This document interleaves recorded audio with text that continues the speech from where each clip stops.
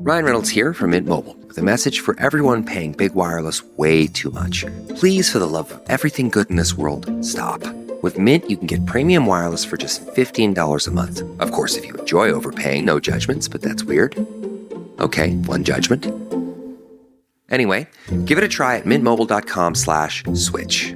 Upfront payment of $45 for 3-month plan, equivalent to $15 per month required. Intro rate first 3 months only, then full price plan options available. Taxes and fees extra. See full terms at mintmobile.com.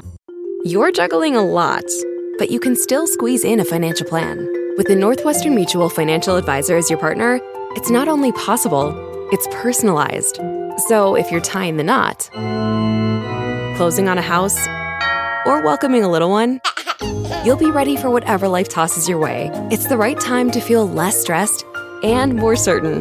That's a better way to money. Let's get started at nm.com. The Northwestern Mutual Life Insurance Company, Milwaukee, Wisconsin.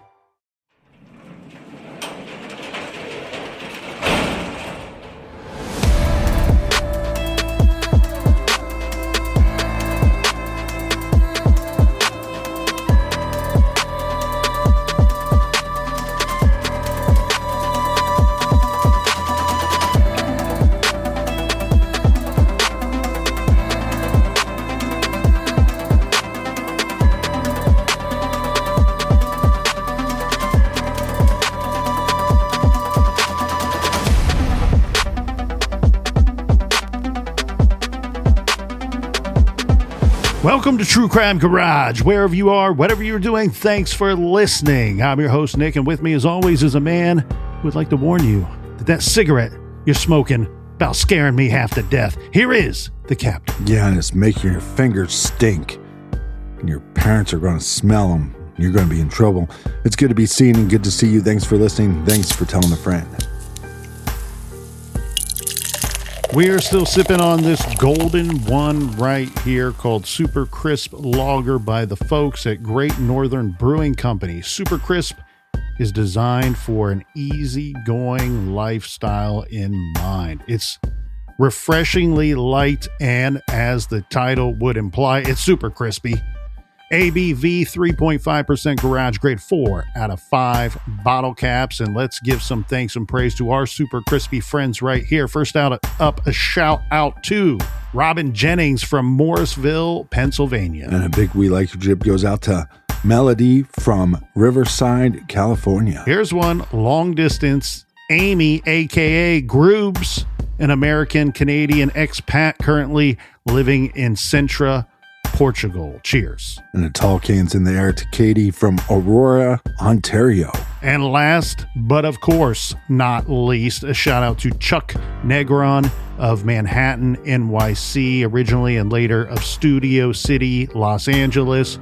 R.I.P. Chuck. Everyone we just mentioned, thank you for helping us out with the beer fund and being a great listener. Yeah, BWERUN beer run for everything true crime. Check out truecrimegarage.com.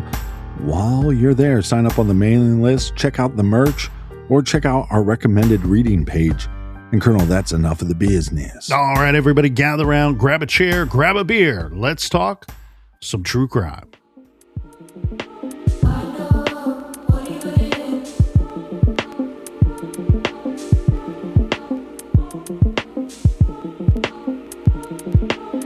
We left off on the timeline here midday Tuesday, February 17th. Remember, sadly, Ashley Flynn was found dead, having been murdered, shot in her home in the early morning hours just the day before, one day prior, and that was Monday, February 16th.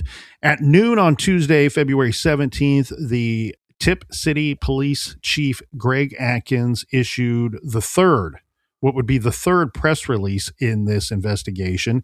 In it, he announced the addition of BCI, the Ohio Bureau of Criminal Investigation, the FBI, Miami County Sheriff's Office, and Miami County Prosecutor's Office would be assisting, were currently assisting as of that announcement, the Tipp City Police Department in that ongoing investigation. A little bit later that day, the chief did give a brief interview with the Dayton Daily News regarding the investigation. This brings us, Captain, to Wednesday, February 18th, 10:30 a.m. The Tipp City police remained at the Flynn house around the clock. Investigators were seen going in and out of that side door that was referenced in the 911 call and also referenced in the police report, the side door to the garage on the north side of the house, as well as going in and out of the front door, of course. At one point, investigators brought out an interior door and placed it in the back of a pickup truck parked on the driveway and inside the yellow police tape. Presumably, this door was removed and taken in to be analyzed or tested for whatever reason in this investigation. I said in part one that I wanted to circle back to the gun. And one part of this is the gun missing? Do they have the gun? And we're talking about, we could be talking about one gun. We could be talking about two guns, right? One, the murder weapon. Two, the gun that Caleb said was usually stored in the console of his 2024 Ford pickup truck, which was found parked inside the home's garage. Right. There's been no mention of if Caleb's gun has been recovered. There's been no mention if the murder weapon has been recovered. There's also been no mention if they are one in the same, which is what everybody's got to be thinking about. One thing that I found incredibly intriguing, and it also might point to the idea that they have not recovered the gun here, Captain, is at some point, talking about investigators at the scene using every resource they can to hopefully collect evidence and sort out exactly what happened, get to the truth of what happened in the early morning hours of Monday, February 16th. That they were seen lifting the shed that's located in the backyard of this property. And it's obviously one's mind would go to, are they lifting the shed thinking that maybe the gun could potentially have been thrown under there, kicked under there somehow, and just making sure that it is not? Or did they recover any kind of evidence when they did lift this shed? Yeah, and because this case is so early on, the cops are obviously going to keep a lot of information close to the vest, because at some point you have to go from husband calls about somebody breaking in their house and killing his wife to we don't think anybody broke in, and we're now looking into the husband. And so I don't know if that's information that they feel like they got or didn't get from the 911 call. Again, they have extensive, because they're talking to him at the scene. And then, like you said, they brought him in for questioning. And at what point do they go, this is just not adding up? But just because something's not adding up doesn't mean you're going to have enough evidence to arrest him.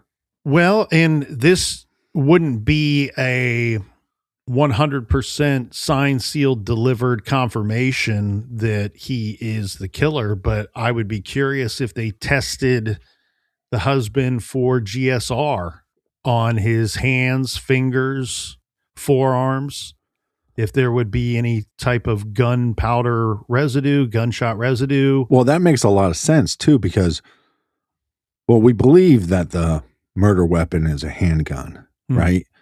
But we have a distance. You were saying in episode 1, this is not a situation where the killer goes up on the side of the bed and points the gun directly to the victim's head. If she were sleeping at the time that she was shot, and if she's lying in a typical position, then there would be some distance between the end of that barrel and the victim. Right. And why would you do that? So you don't get blood on you.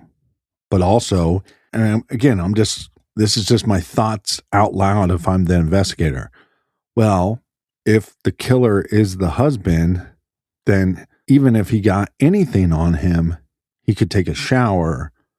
But I think some of these ballistic tests, we've seen cases where people have showered afterwards and they still find some kind of evidence on him. So I wonder if they were able to, during the questioning, are they able to, like you said, run some tests? I mean, if you can say his gun's missing and we can positively tell you that he fired a gun that day, and he didn't tell you any time within the questioning about going to a firing range. And even if he did so, well, guess what? There's going to be receipts.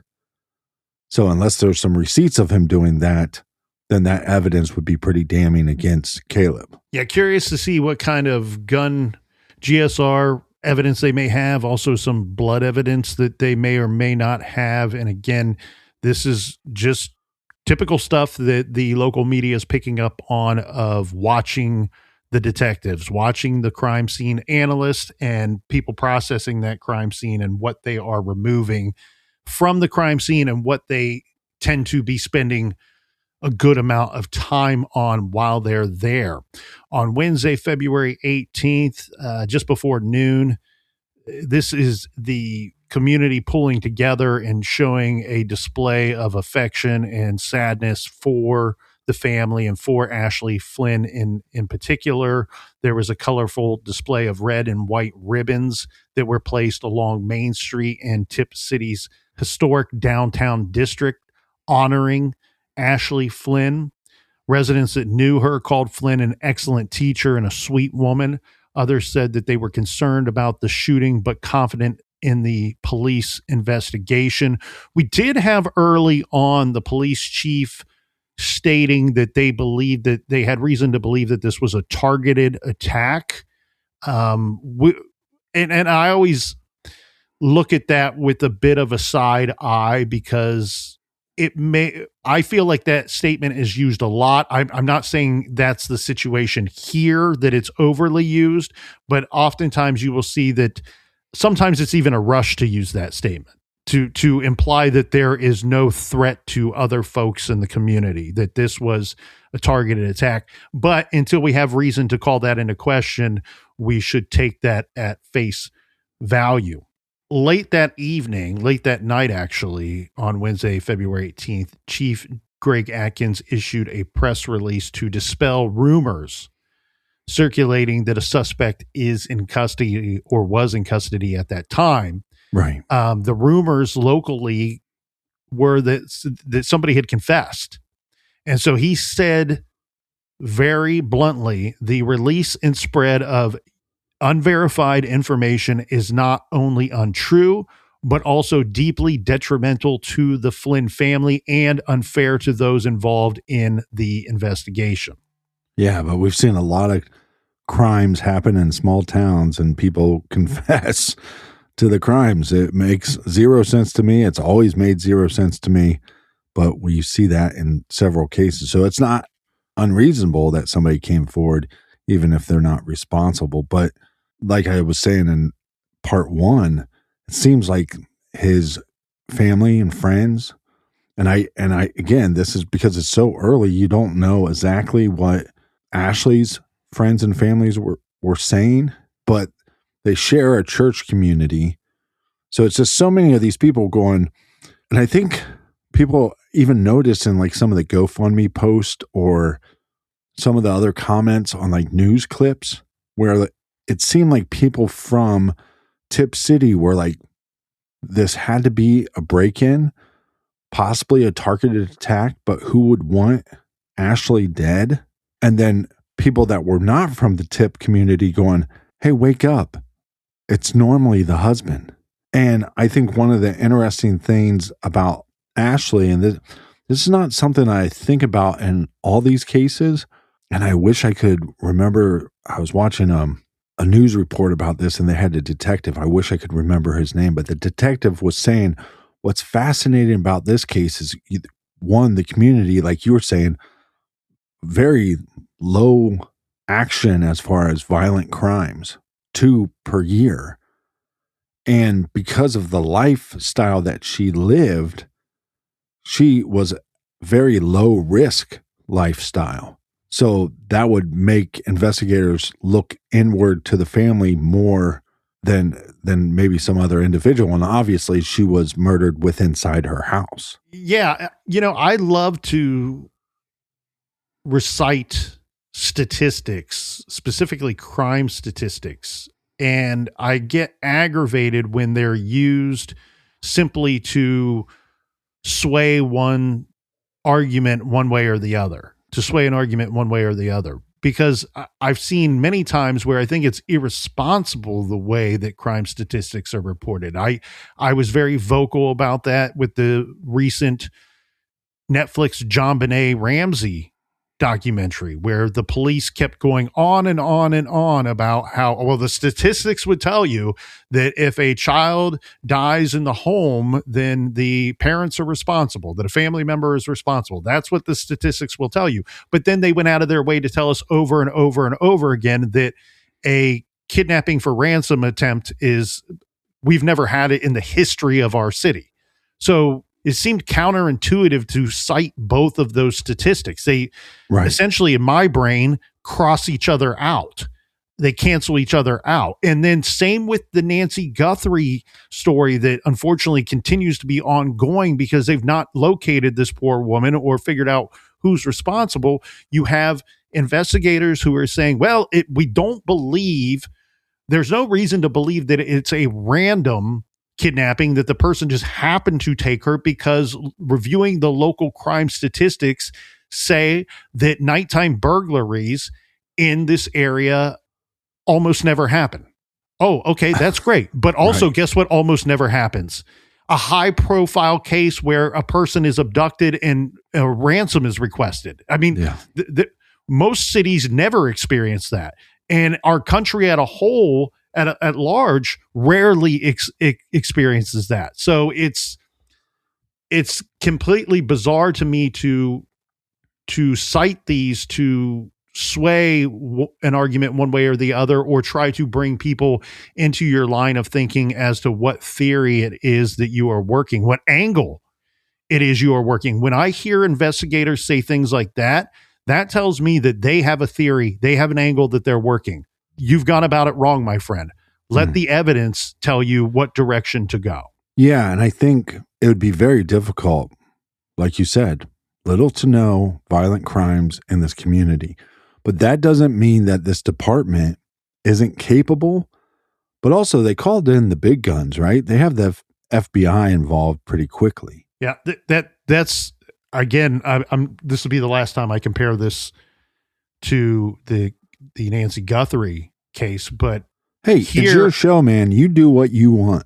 Well, that's what I want. Is to this be the last time that I compare the two. Thanks for bringing me down that road. But the thing here is, when you look at these two investigations, try to line them up side by side, what you're seeing is one handled very properly, in my humble garage opinion, and another one just a complete butt fumble. Where here in Tipp City, God bless this police department, these detectives, and specifically this police chief, because what did he do right away? What did I say it was? The third time he addressed the media, he said, we brought in BCI. We brought in the FBI. We brought in the sheriff's department. We share, like those lines of jurisdiction between the sheriff's department and the county and the city can be blurry, can be gray at times. And we brought in the sheriff's department. We brought in the prosecuting office. We brought in everybody we could. And so bringing in everybody you could, bringing in people with better resources than you have, is the absolute smartest thing to do.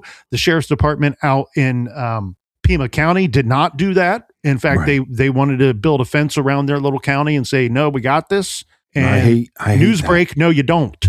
The other thing too is, in comparison, Pima County Sheriff, look, he may be a great guy. Maybe he knows a lot more. I hope he knows a lot more about the case than I do, and that he's holding stuff back. But from what my eyes and earballs tell me, he's not. He's talking. He's going out of his way to talk, and he's saying all the wrong things. Where here we have a police chief who is saying very little, but the little that he is saying is the right things. Again, garage opinion here.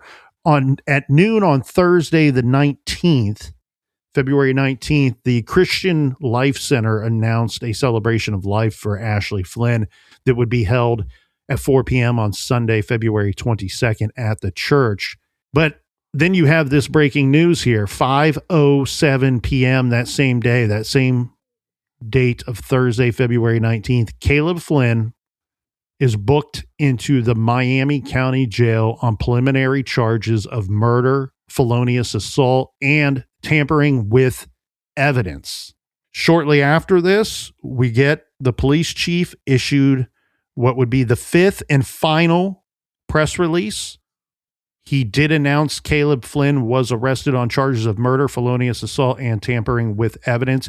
And I believe it was at this same press release, short and sweet, the way they should be.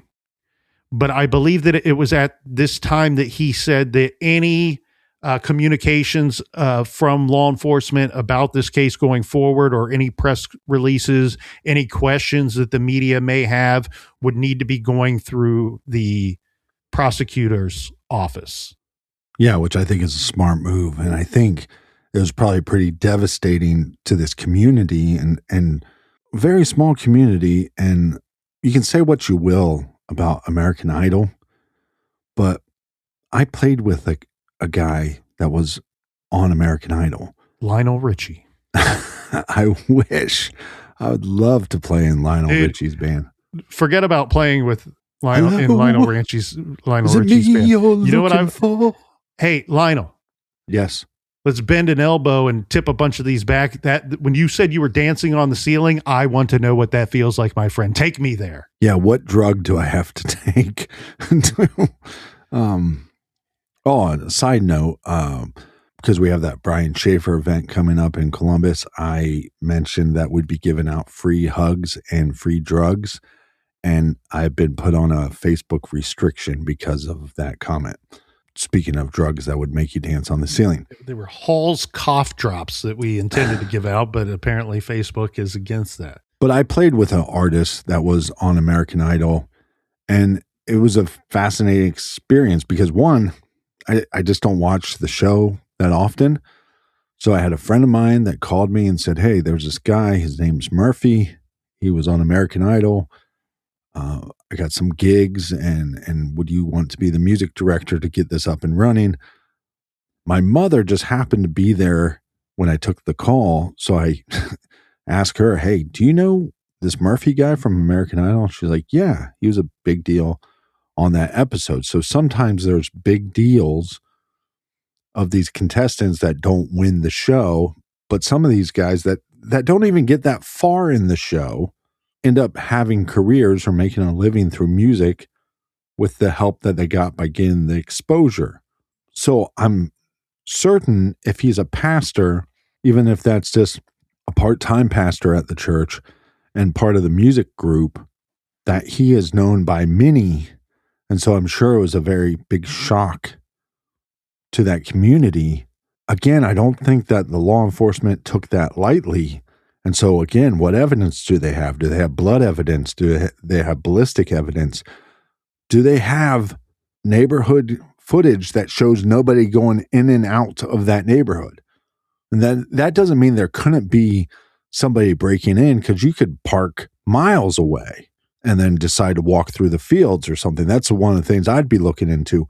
But they might have Caleb on footage doing stuff in or around that house before that 911 call was made. And then also, if you have this busted door, again, you might not find DNA evidence, you might not find fingerprints. The assailant could be wearing gloves. But I think they had to have something big enough, because you have the community supportive of this individual. But what I'd really love to know is, what were the rumors? What were the dark rumors happening? Because when there's a swell of support, there's normally a swell of doubters.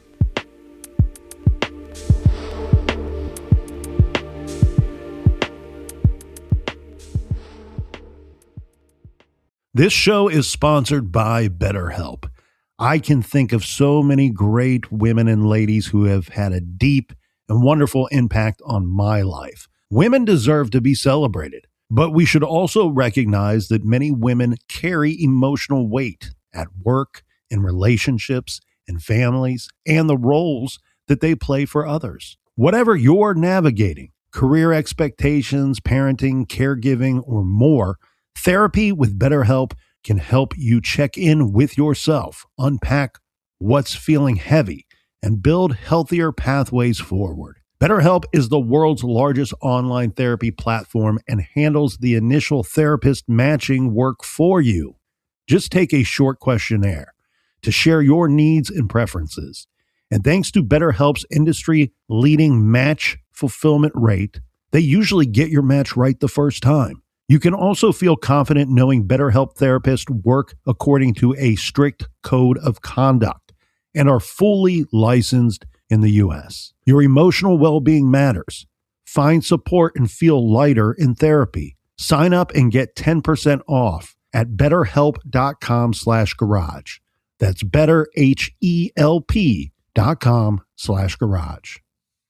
This is the time when kids benefit from reviewing key concepts and strengthening skills before assessments. IXL helps reinforce what they're learning right now so they feel ready and capable. IXL is an award-winning online learning platform for pre-K through 12th grade with personalized, interactive lessons in math, reading, writing, and science that adapt to each child's level and pace. Proven in all 50 states to improve grades, students who use IXL score higher on tests. IXL is used in 96 of the top 100 school districts in the U.S. I have friends, I have family who use and love IXL. Why? Because they see the positive impact that it is making on their children's learning experience and their education. It's about catching up for some kids. It's about getting ahead for other kids. I get it. It's difficult as parents to strengthen the areas that challenge our children. And that's what IXL can do for you. It gets you organized and it gets you progress for your children and their learning experience. Make an impact on your child's learning. Get IXL now. And True Crime Garage listeners can get an exclusive 20% off IXL membership when they sign up today at IXL.com/garage. Visit IXL.com/garage to get the most effective learning program out there at the best price. This message is sponsored by Greenlight. In every true crime case, money lurks in the background, whether it's the motive, the breaking point, or the cover-up. That's why giving kids the tools to understand money isn't just smart, it's protection.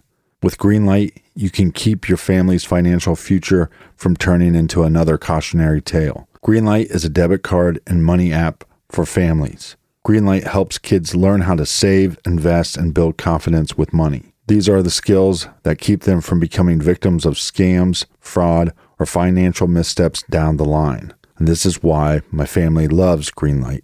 My nieces and nephews come over, they do some chores, they shovel the driveway, they rake some leaves. Guess what? I can pay them directly. And this is teaching them how to save. It's teaching them if they do a good job, then there's a reward. And my nieces and nephews love to tell me how much money they're saving. Saving money and investing money, or just dealing with money, is something that's not taught in schools, so it's something that we need to teach them. I love Greenlight. I think you're going to love it too.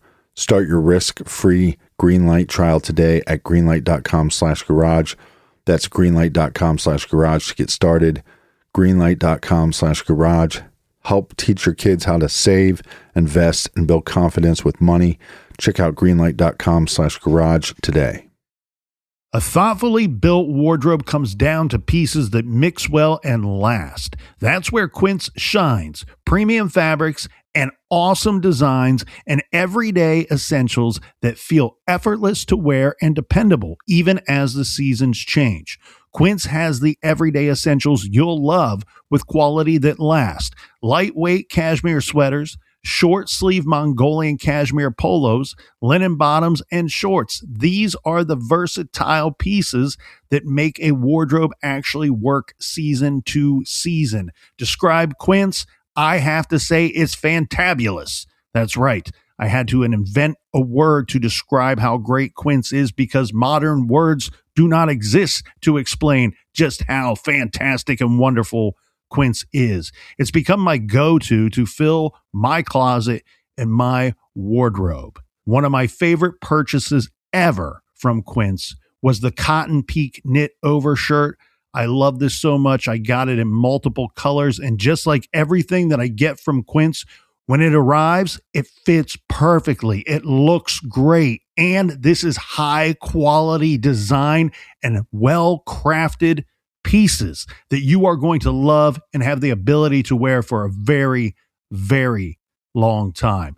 You will enjoy it immensely, my friends. Right now, go to quince.com/garage for free shipping and 365-day returns. That's a full year to wear it and love it, and you will. Now available in Canada, too. Don't keep settling for clothes that don't last. Go to quince.com/garage for free shipping and 365-day returns. Quince.com/garage.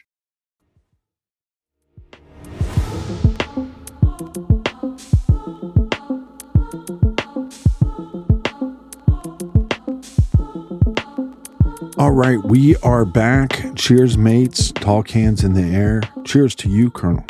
Cheers to you, Captain. You're going down a road that I like because I think that there could be a lot of avenues coming off of this road. Again, it's now a collection more of what we don't know, because I think the police department's done their job of not letting us know too much. Yeah. And so here, with the statement in the 911 call of her face is ghost white, again, we don't know what was said in his interview regarding what the family members, he himself and the victim were doing that Sunday night, that Sunday evening, that Sunday afternoon. Are they able to place the time of death to be much earlier than the 911 call? That would be highly, highly suspicious. Right. So there's really a lot here. There's a lot beneath the surface that we will be learning. I don't know how soon we will be learning that, because we already mentioned that he was arrested and charged, he being Caleb Flynn, the husband and father of the two children and husband of the victim. Remember that fifth and final press release by the police chief stating that he was arrested not only on charges of murder, but also tampering with evidence. So he's essentially charged with shooting and killing his wife and staging the crime scene to potentially mislead investigators. That's what they're charging him with. That doesn't mean that that's what he's guilty of. That's what the crime scene is telling the police. That's what, hopefully there's evidence to go along with that is telling the police, and that's what they based this arrest on. Caleb Flynn, 39 years old, he pled not guilty. This just on Friday the 20th, to charges of murder, assault, and tampering with evidence. And in that, can we talk about the arraignment, he says, quote, "I just want to take care of my daughters. I'm not a risk." This is what he told Judge Samuel Huffman in a video of his arraignment from jail. And then the judge set the bond at $2 million. Yeah, but if you haven't watched this, I believe I put a clip on our social media on Instagram or Facebook. I don't know if he can't understand them, because some of this stuff they're talking through like intercoms, so it might be hard to understand. But I don't know if this guy is working with a full box of crowns, because he didn't seem to understand what was happening. And then, I'm sorry, but I just think there's some, it's either acting to me or it's him feeling sorry for himself. But I don't think he fully understood the question of what he was being asked. And then he goes, well, I'm just worried about taking care of my kids and what's going to happen with my kids. It was so frustrating, because it's like, do you think they're just going to let you walk out? I mean, yes, this guy seems to be a pillar of his community, and he has no criminal charges against him, but they must have enough on you that they feel confident in arresting you. I would also wonder, when they took him down to the station for questioning, and I don't know if that, do you know if that happened at the station, or did they do the questioning in the house? Well, they interviewed him and walked through the home with him per the police report. But at some point, several hours after the call came in, they stated that he was asked if he would be willing to go to the police department to be interviewed, and he consented to do that. So, and do we know if he took a lie detector test? No, we don't. Because I'd love to know if he that did. could be part of it, but again, I don't think, I wouldn't guess that it is. Right. The thing here, though, I mean, he's simply saying that he wants to take care of his kids, and I think he's using that as an attempt to push back on the judge's concerns that this guy's a flight risk. And, well, how can I take care of my kids if I take off and flee the area? You know, that's his kind of pushback on, well, I'm not a flight risk. I just want to take care of my kids. Well, and if I was the judge, I'd also be worried about suicide.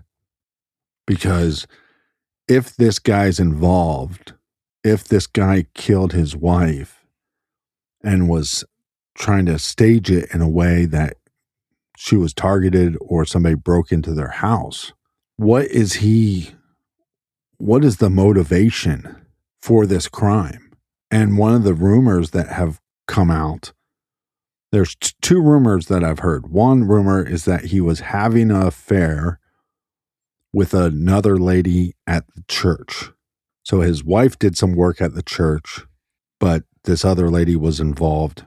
And the church aspect, because I don't know, I'm involved in churches to the point where I show up and play bass at a church function, but I don't know the inner workings. So when you say this lady works at the church, like I know one of the choir members cleans the church once a month as like a way to volunteer at the church, but I don't think she's on payroll. So how is this other lady that he possibly was having an affair with, how is she involved?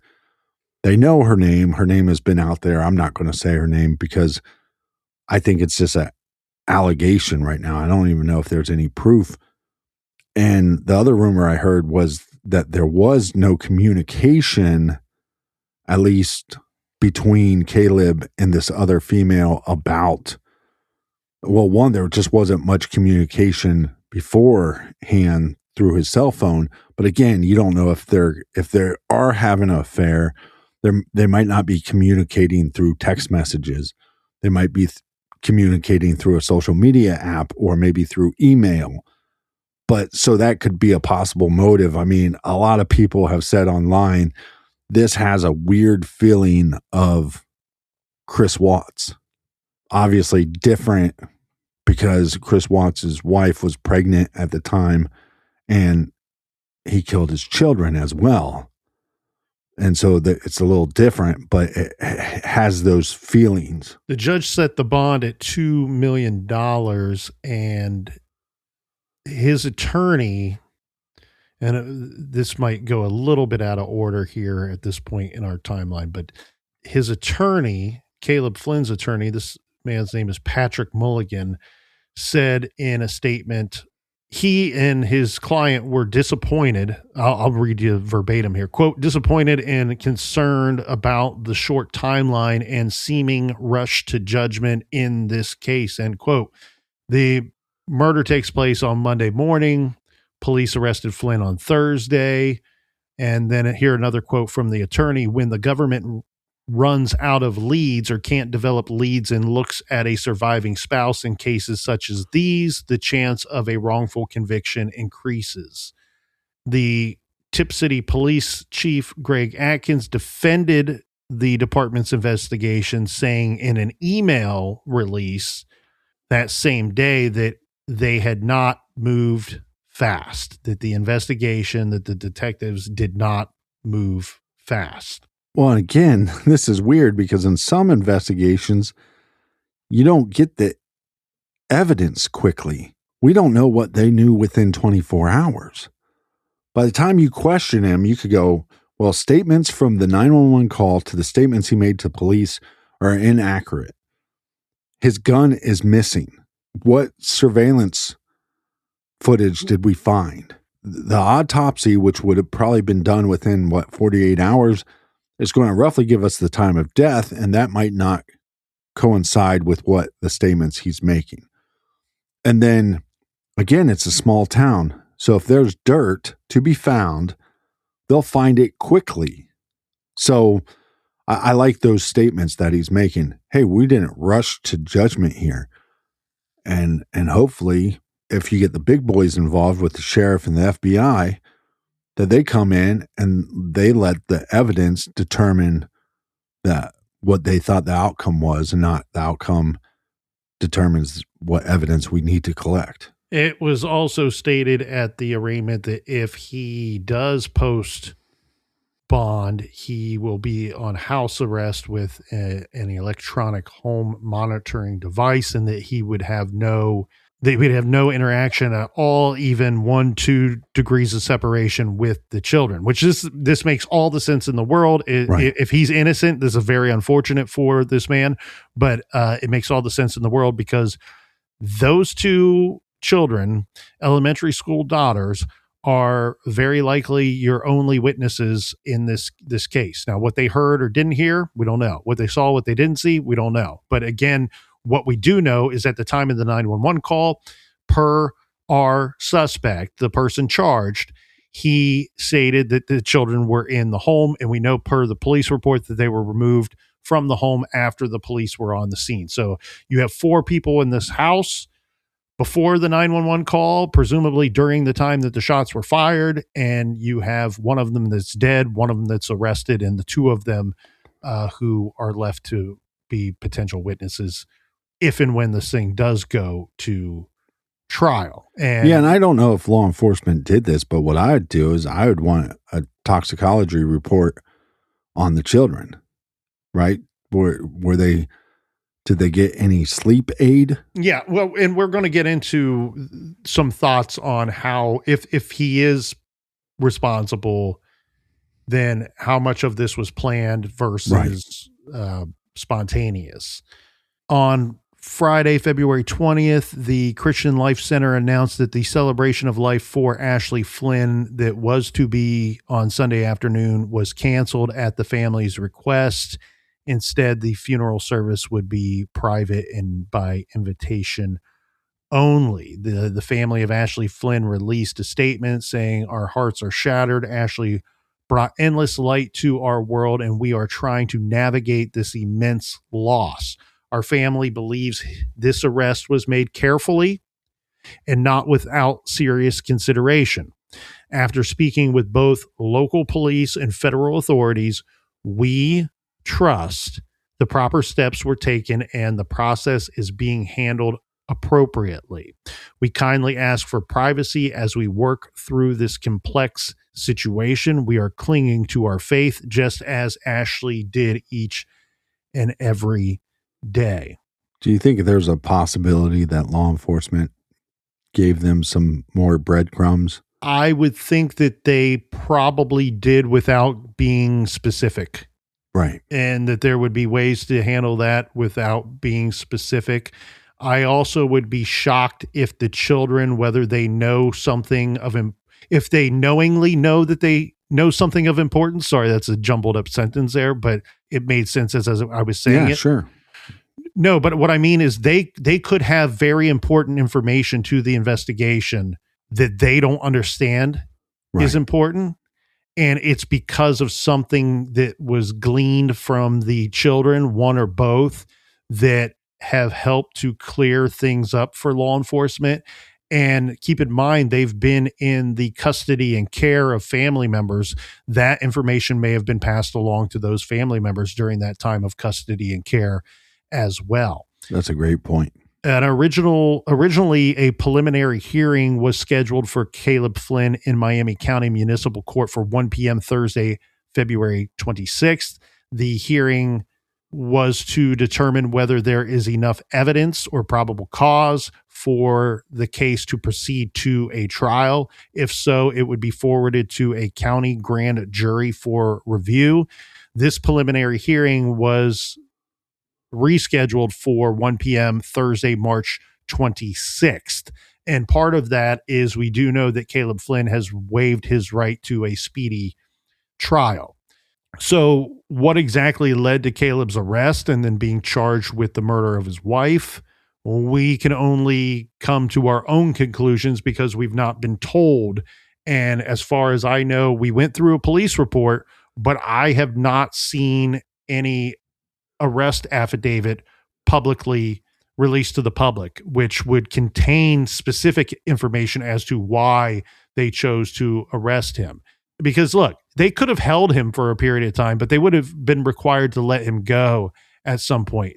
At some point, you have to either charge or release. And we do know that they charge. So some things to consider is obviously his presence in the home. One thing that a lot of people are calling into question, and I think they should, it's the initial location of the children. And you're going to base this off of their statements.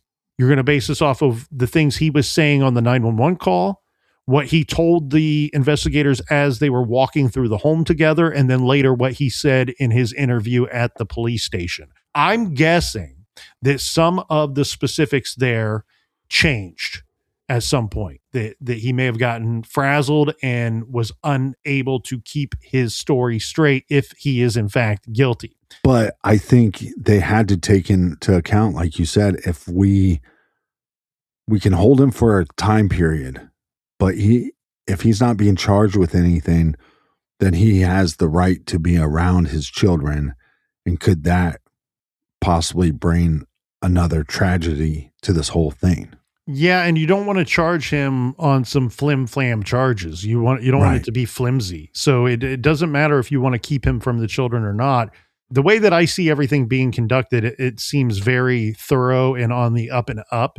And we talk about this so many times in the garage, where a detective, their job, whether they recognize it or not, is to assure that their findings are upheld in court with a conviction, not just an arrest. And the other part of our system too is that it is the judge's job to ensure that whatever the verdict is later upheld, right? That it's not a mistrial, that it's not something goes wrong during the course of the trial. And so you're not going to push the envelope, and nor should you. If he waives his right to a speedy trial, you don't want to just grab him by the ear and go, well, tough shit, mister, we're going in for the arraignment today, preliminary hearing today. You don't want to do that. I mean, right.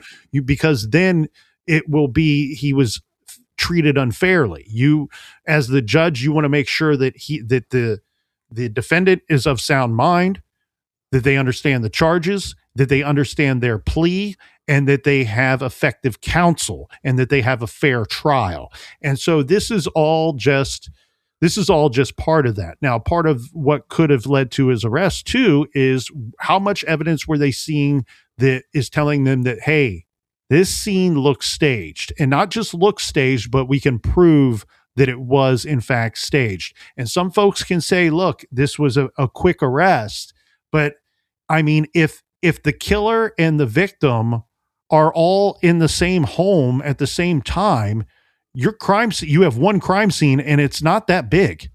It's not that it's a single family home on a single family lot. I mean, right.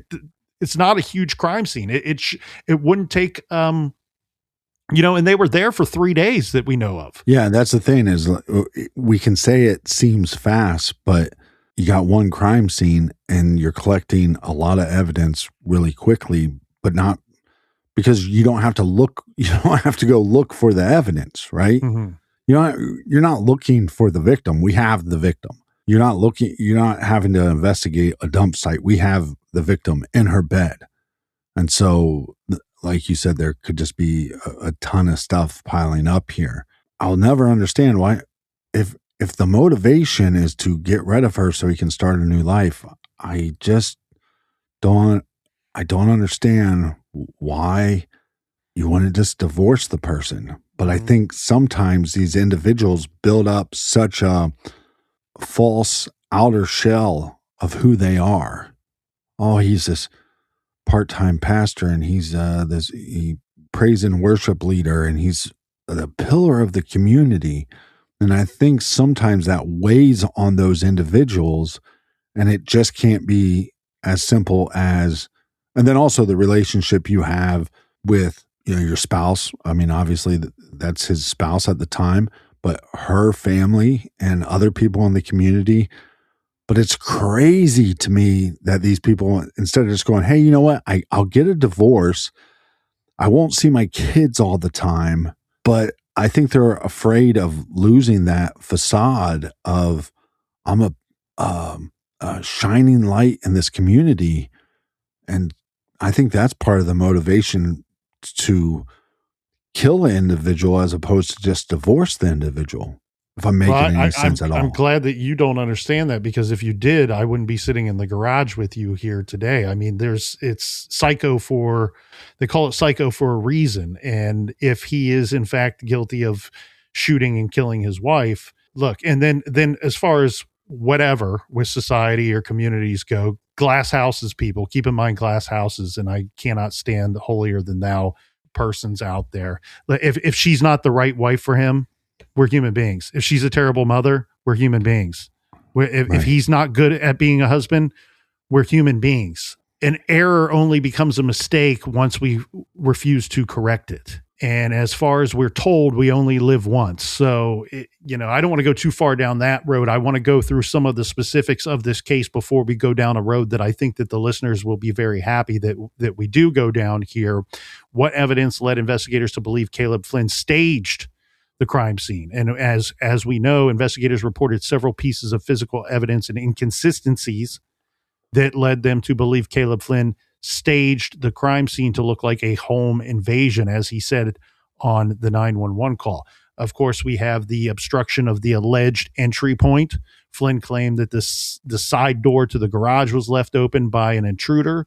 However, police find a large refrigerator positioned in front of that door, which would have made it extremely difficult for an intruder to push it open from the outside.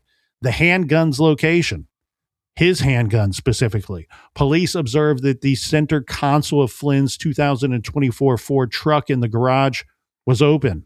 This matched the exact location where Flynn reportedly told police he kept his handgun. Again, a lot of people pointing out the inconsistent 911 statements during that lengthy 911 call, where some folks are saying that he would state something, then later, quote, corrected himself. A lot of that, I think, pertains to where the kids are, what the kids were doing during that call. I didn't hear, to me, while I see this being reported a lot and talked about a lot, that didn't jump off the page or kick me in the earballs when I heard it. I trust the community and the people looking at this. If they think it's suspicious, it's worth looking at. The physical evidence in the bedroom. 2 gun shell casings were found on the floor near the foot of the bed where Ashley Flynn was shot. And then this tidbit here, Captain: suspicious social media activity. Neighbors and friends found it unsettling that Ashley's Facebook profile picture was changed from a photo of her and her daughters to one of her and Caleb just 2 nights before she was killed, a change described as uncharacteristic for her. So let's go down this road. Yeah. All right. I want to do a little specific crime study, a little crime scene analysis, investigating and classifying this violent crime. So let's look at a study on domestic homicide, if in fact that is what this is. We know based on the charges that the Tipp City police and the prosecutor there believes that is what happened. So we have domestic homicide. Let's take a look at key types, indicators, and investigative considerations. Domestic homicide involves one household or family member killing another, including common law partners. The crime classification manual from 1995 from the FBI outlines 2 subtypes of this crime. 1, spontaneous domestic homicide. This is unplanned, triggered by recent or cumulative stress. No intentional staging occurs typically in this type of crime. Body movement or positioning may happen for the offender's benefit, but not to mislead law enforcement. And then the other subtype here, Captain, would be staged domestic homicide. So the big differences being planned, often designed to appear accidental. This would be suicidal, natural causes, or linked to a secondary crime or crimes such as robbery or rape. These staged domestic homicide crime scenes are more organized. Weapons, fingerprints, and evidence are commonly removed from the crime scene. The body is usually not concealed and may be found in the home or elsewhere. Media-driven occult/satanic staging may appear in these crimes, but we got to keep in mind, part of that statement in the classification manual, I believe, comes from the time period. This was published in 1995. So occult and satanic staging, that would make sense with a lot of the different crimes and things that were going on or speculated about in the media at the time period. We also saw that shortly after the Manson family murders too, where folks would annihilate their family or kill a spouse and then try to make it appear that a crazy batch of hippies broke in and painted the walls with blood. Obviously, victimology would be familial in both of these types. Investigative indicators for spontaneous cases. Crime likely occurs in the victim's residence. Check. In some cases, there may be documented history of domestic violence or conflict. We don't know anything about that. So domestic violence, that's obvious, but conflict could be things like financial conflict, employment, alcohol or drug use. Yeah, and we don't have, or at least I haven't seen any local rumors that they had marital problems. Everybody said they seemed to be the perfect couple.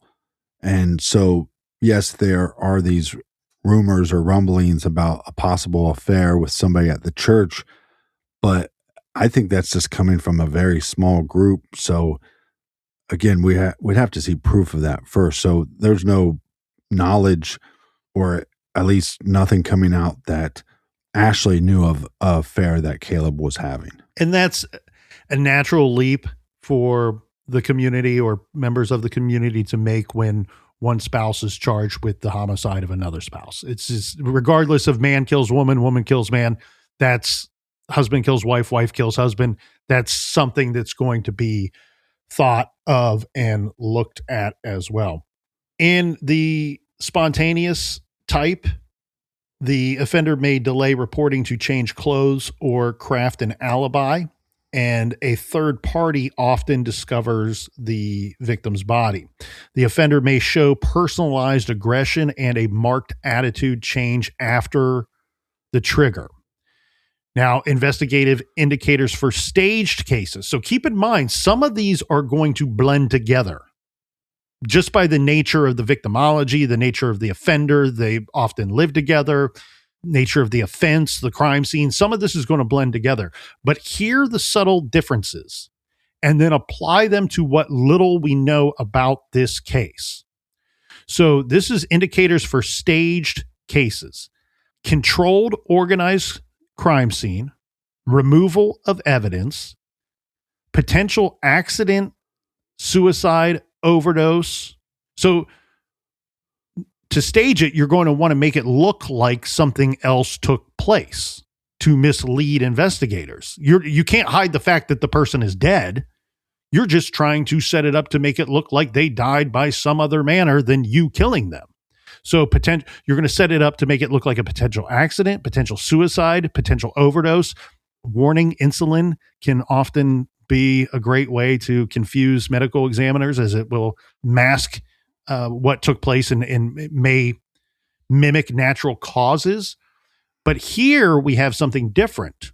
Some of the staging can be to include, and oftentimes does, make it look like somebody else did the crime, that there was another crime in progress when it took place. Again, we already mentioned robbery and rape. In a staged domestic rape/murder, victims are rarely left fully nude. Typically, they're partially clothed. If the supposed primary threat, often the male household member, has no or minor injuries, here we have no injuries, while others are killed in the home, staging should be suspected. This is the FBI saying this. They're not saying that it is the situation, that it is the result of a staged domestic homicide. They're saying if you go into a scene, any scene, and the primary threat has no or minor injuries and others are killed, Staging should be suspected. Pre-offense behavior may improve conspicuously.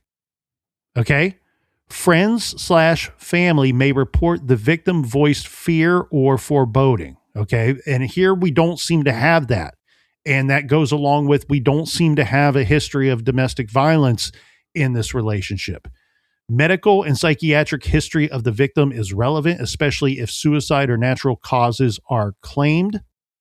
Search warrant suggestions. That's interesting because it made me think of the Ellen Greenberg case, where what the FBI is stating here is just because you have some kind of psychiatric history, that doesn't mean particularly that the dead person was suicidal. It could also mean that they're having psychiatric problems or they have a psychiatric history because they're experiencing something from someone else, that maybe they are in fear because of their spouse or they're being bullied by their spouse. Right. There's some kind of mental abuse. So search warrant suggestions, I think maybe the one thing that could have been done a little, if I could tweak one thing of what I've seen about this investigation and the way that it was handled, is we've talked about this in some other cases. I think it was the Aaron Spencer case in particular. Might have been the Spencer Tepe, Monica Tepe murders case as well, where we saw that police and detectives could go into a crime scene, but as soon as they recognized that we're talking about a murder situation, they waited to go in with the fine-tooth comb until they had that search warrant obtained from a judge. So search warrant suggestions for this type of investigation, if you're looking at spontaneous domestic homicide, it says obtain financial and medical records to assess stressors and corroborate spontaneity. If you think that somebody would freak out and murder their spouse, you might be able to find some type of paper trail in it, in medical records or financial records. Staged, seek evidence of motive and planning, including telephone and personal records, travel logs, motel bookings, and gasoline receipts. One thing that they said about stage 2 that the FBI said, and this circles back to something that we touched on just very, very briefly. They say that if most of the time when it's a staged homicide, there's a good amount of planning that's going to go into that. And one could be planning this for days, weeks, months in advance. One thing they point to is a change in the level of affection and appreciation that a spouse shows for the later to be dead victim. Is there an uptick? Like, oh, he was holding her hand all the time. He was putting his arm around her all the time. We just noticed this 2 days, 3 days before. He never sort of behaved that way in the room with her before. He was going out of his way to say that he loved her and buying her gifts and putting on that facade of, oh, I'm the perfect husband. We have the perfect marriage. And that is interesting to me that they note that in the crime classification manual, because we have neighbors and friends that say they found it a little strange that Ashley's Facebook profile picture was changed from a photo of her and her daughters to one of her and Caleb just 2 nights before she was killed. Yeah, I think it's important to jump on these cases and look into these cases as they're unfolding. And it's kind of what we all do, right? You go, hey, did you hear about that crime that happened in Indiana? Did you hear about that crime that happened in California? Sometimes we get bombarded, especially when it's in our neck of the woods. Hey. And so, but there is a frustration because we've covered so many cases that we do know that there's going to be evidence and information and answers. Maybe not all the answers, but more answers as this case develops. But it's a fascinating case. And I'm like you, I'm fascinated with the investigation. So I'm very curious of what they found and what evidence they have against them. So we should know that within about a month, or at least part of that, because it will be in reports. So we'll keep following this one. And a lot of the updates, as you guys know, become off the record episodes. As much as I'm interested in the investigation, It's the why in some of these cases. Like, this just doesn't make a lot of sense. If he was responsible for this, just seems like there was better ways out of whatever situation he thought he was in.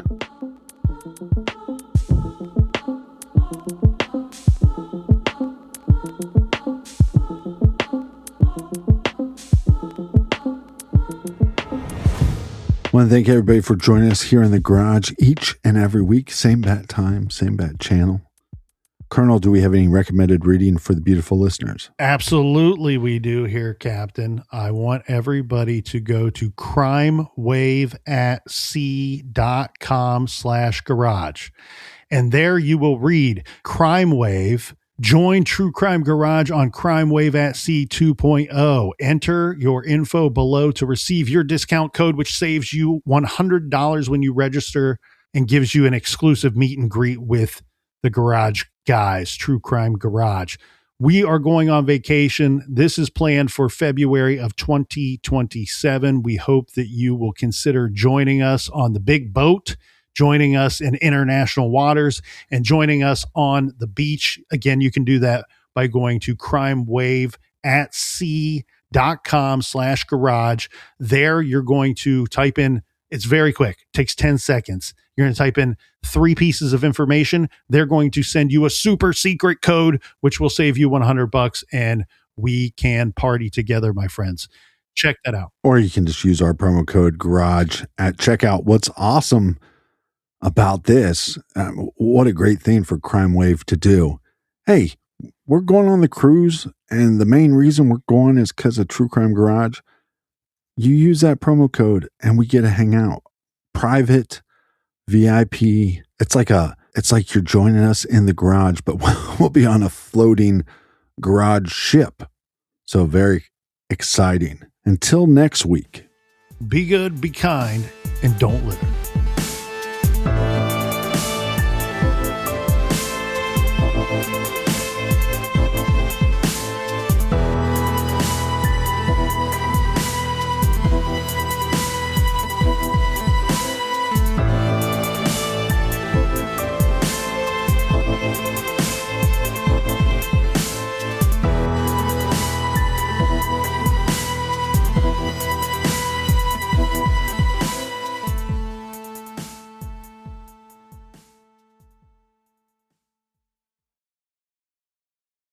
Hey everybody, it's Babs. I am so excited to tell you about Birch Lane, a brand that shares my passion for classic style and joyful living. Their classic furniture and decor helps you celebrate it all, from big holiday gatherings to everyday moments at home.